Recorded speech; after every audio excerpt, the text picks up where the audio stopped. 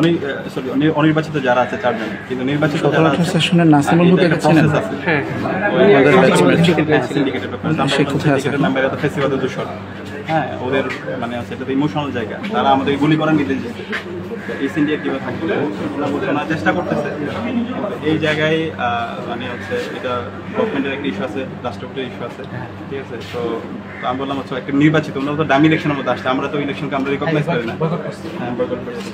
তো ওনারা বলছে ঠিক আছে আমাদের একটু সময় দেন, আর তোমাদের সহযোগিতা দরকার, আমরা হচ্ছে একসাথে আমরা এখানে কাজ করতেছি এবং খুব দ্রুত সময়ে আমরা এটা ব্যবস্থা নিব। তো সব মিলে মনে হচ্ছে বিশ্ববিদ্যালয় পড়াশোনায় ওনাদের আগ্রহ আছে, ওনাদের মানে আগ্রহের কোনো কমতি নাই, কিন্তু সব মিলিয়ে একটু সময় দরকার।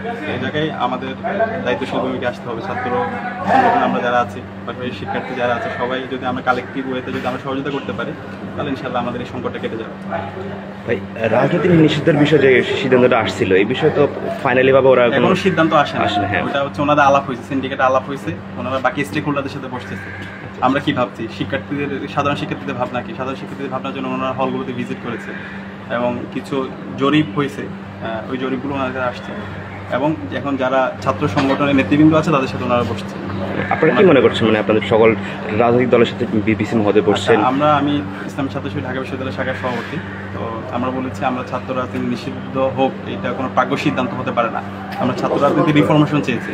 গত 15 বছর ধরে যে ছাত্র রাজনীতি আমরা দেখছি, ছাত্রলীগের যে দাসত্বের রাজনীতি, সেই দাসত্বের রাজনীতি আমরা চাই না। গণরম গ্যাস্ট্রুম এবং কারোর উপর চাপাই দেওয়া, সেই ধরনের রাজনীতি আমরা চাই না।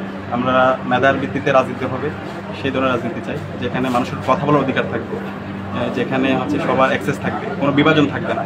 অভ্যুত্থান পরবর্তী আমাদের মধ্যে যে অ্যাসপাইরেশন তৈরি হয়েছে, যে ভোট তৈরি হয়েছে, সেই আলোকে আমাদের রাজনীতি হবে, নতুন বাংলাদেশ বিনির্মাণের রাজনীতি হবে। এখানে মানে কেউ কারোর উপর আদর্শ চাপাই দিবে না, কিন্তু তার প্র্যাকটিসটা সে করবে, তার গণতন্ত্র চর্চা, সেই চর্চা করার সে অধিকারটা সে পাবে। এই জায়গায় বিশ্ববিদ্যালয়ের প্রশাসন আমাদের কথা শুনেছে এবং ওনারা বাকিদের সাথে, বাকি ছাত্রসংগঠনের সাথে বসে এরপর ওনারা বলছে খুব দ্রুত সময় একটা ডায়ালগ আয়োজন করবো। আমরা একটা ডায়ালগ আয়োজন করার আহ্বান করেছি। একটা পলিসি ডায়ালগ হতে পারে, ফরমেশনটা কেমন হতে পারে, এরপরে হচ্ছে ওনারা সিদ্ধান্ত নেবেন।